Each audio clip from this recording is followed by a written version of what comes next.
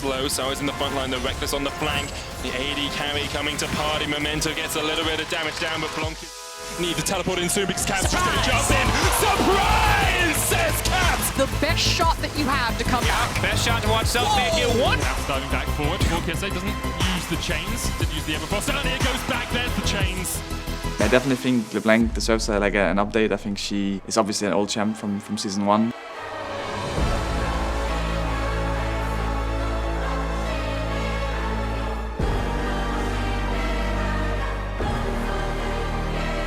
From what I have seen from the new LeBlanc, she just looks quite smooth. The animations look good when you throw your either the Q or the W. Both of them look quite nice to look at. I'm definitely very excited to try it out. Comparing it to the old one will be a daily occurrence for me, I think, just because of how many games I've had with the old LeBlanc and how much I care for it as well. When I was watching on YouTube the comparison between the old and the new, I already felt a bit nostalgic for the old LeBlanc. So it will definitely be a tough transition for me. It's gonna be very fun to play though. I really do.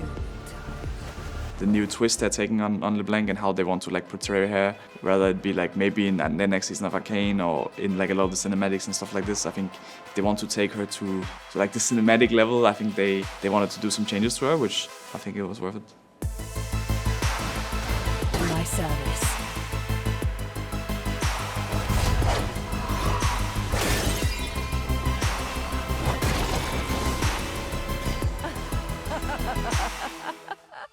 I think the reason LeBlanc has been such an iconic champion for both League of Legends, but also for esports as well, is that she has so many options. Her kit, especially with the ult, is a very a unique approach to a champion, I guess. So it's where you have different versions of the ult, depending on which spell you threw last, which gives her so much flexibility. So I think what drew me to LeBlanc initially, she was a mix between a mage and an assassin, and I think those are probably my favorite archetypes.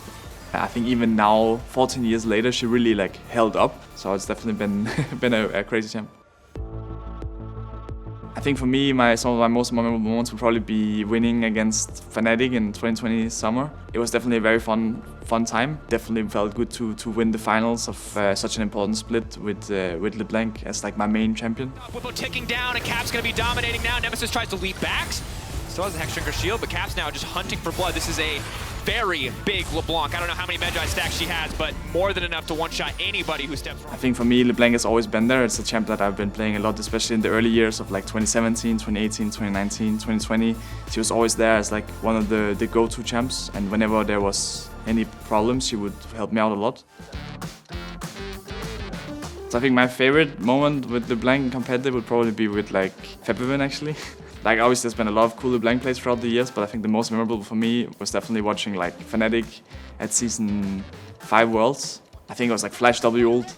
This could be the final fight! Featherman alive! They killed him! Double kill for Featherman! And Hooney gets more! They can push for the base right now! It was not it was the most crazy outplay or anything, but it was very impactful. I think he ended up killing two or three people. I think he was playing against HQ, I think. It basically definitely turned the game around a bit. And yeah, I just remember watching it live and I was definitely very excited watching it. Different, memorable, LeBlanc would definitely be the Perkz performance against RNG. I also watched that one live, and watching that was also very exciting. I was at that Worlds as well. Perkz blows up RNG! Show who's ready for the Perkz! Perkz has found him! Perkz goes golden with the hourglass! They may have just done it! G2 have just dismantled RNG!